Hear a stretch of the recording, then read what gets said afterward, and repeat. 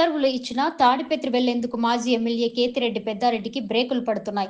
High court ఉత్తర్వులతో జిల్లా ఎస్పీని కలవాలని 2 రోజులుగా పెద్దారెడ్డి ప్రయత్నిస్తున్నప్పటికీ ఎస్పీ జగదీష్ అందుబాటులోకి రావడం లేదు. ఇవాళ జిల్లా ఎస్పీ కార్యాలయానికి వెళ్లి సుమారుగా 2 గంటలకు పైగా వేచి ఉన్నారు. ఆయనతో పాటు జిల్లా అధ్యక్షుడు అనంత వెంకట్రామరెడ్డి కూడా వెళ్లారు. అయితే సీఎం పర్యటన నేపథ్యంలో తాను బిజీగా ఉన్నానని, సీఎం పర్యటన ముగిశాక మీకు తాడిపత్రికి వెళ్లేందుకు ఏర్పాటు చేస్తామని ఫోన్ ద్వారా సమాచారం అందించారు. హైకోర్టు ఉత్తర్వుల కాపీని అడిషనల్ ఎస్పీకి అందించి పెద్దారెడ్డి వెళ్లిపోయారు. ఈ సందర్భంగా ఆయన మాట్లాడుతూ తనకు చట్టం, కోర్టుల మీద గౌరవం ఉందని, తాడిపత్రికి వెళ్లేందుకు పోలీసులు సహకరించాలన్నారు. తాను చట్టాన్ని ఎలా గౌరవిస్తానో పోలీసులకు కూడా అంతే బాధ్యత ఉందన్నారు. నిన్నటి రోజు కూడా ఎస్పీ గారిని కలవాలని అనంతపురం రావడం జరిగింది. జిల్లాలో ఉన్నటువంటి ఎక్స్ఎమ్మెల్యేలు, జిల్లా అధ్యక్షుడు అందరం కలిసి మాట్లాడి ఎస్పీ గారికి ఫోన్ చేసి అడిగితే నేను ఈరోజు బిజీగా ఉండా, రేపు అట్లా కలుస్తానని చెప్పడం జరిగింది. ఈరోజు మళ్ళా కూడా నేను ఆయన బంగ్లాకి వెళ్ళాను. ఆయన బంగ్లాకి వెళితే మీరు ఆఫీస్ కాడ ఉండండి, నేను వస్తా అని చెప్పాడు. అంతలేకే జిల్లా అధ్యక్షుడు అనంత వెంకటరామరెడ్డి అన్న గారికి ఫోన్ చేసి సీఎం ప్రోగ్రాం ఉంది, అందువల్ల నాకు ఇక్కడ ప్రోగ్రాము బాధ్యతలు ఉన్నాయి, ఇక్కడ చూస్తున్నాము, తొందరలోనే ప్రోగ్రాం అయిపోయిన తొందరలోనే నిన్ను తాడిపత్రికి పంపిస్తా అని చెప్పడం జరిగింది. మేము కూడా ఆయన మాటకు గౌరవించి చట్ట పరిధిలోనే ఏదైతే మాకు కోర్టు ఆర్డర్ ఇచ్చిందో ఆ ఆర్డర్ ప్రకారం మేము ఒబే అవుతాము.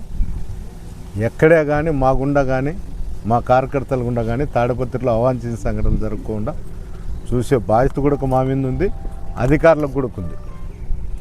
అందువల్ల ఎస్పీ గారు సీఎం ప్రోగ్రాం అయితేనే మరోసారి మాకు ఫోన్ గుండా కానీ లేకపోతే అతను వచ్చి కలిసి ఒక డేట్ తీసుకొని మేము త్వరలోనే తాడిపత్రికి పోయేదానికి ప్రయత్నిస్తాం.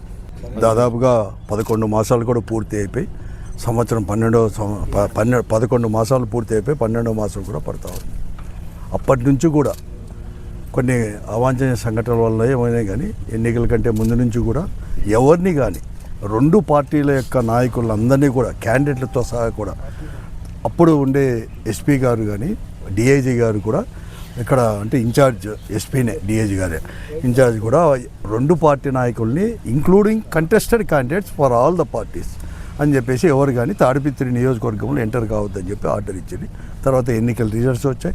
రిజల్ట్స్ వచ్చినప్పటి నుంచి కూడా మాజీ శాసనసభ్యులు, తర్వాత మా పార్టీ అభ్యర్థి అయిన మన పోటీ చేసిన ఓడిపోయిన పెద్దారెడ్డి గారు ఆ నియోజకవర్గం వాళ్ళ ఇంటికి కూడా పోవాలని ప్రయత్నం చేస్తుంటే ఎక్కడ కానీ అక్కడ ఉండే కొన్ని దాంట్లో పోనీయకపోతే పోలీసు వారు కూడా అడ్వైజ్ చేసి ఉంటాయి.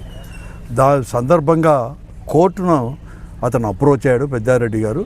కోర్టు అనేది కూడా దాదాపుగా 5-6 నెలల తర్వాత మొన్ననే 4 రోజుల కిందట చాలా స్పష్టంగా కూడా 5 వెహికల్స్తో పోవడానికి, తర్వాత ఏదైనా కానీ సెక్యూరిటీ అరేంజ్మెంట్ కూడా చేయమని చెప్పి పోలీస్ డిపార్ట్మెంట్కి కూడా కోర్టు చాలా స్పష్టంగా కూడా హైకోర్టులో జడ్జి గారు కూడా ఆర్డర్ కూడా ఇవ్వడం జరిగింది.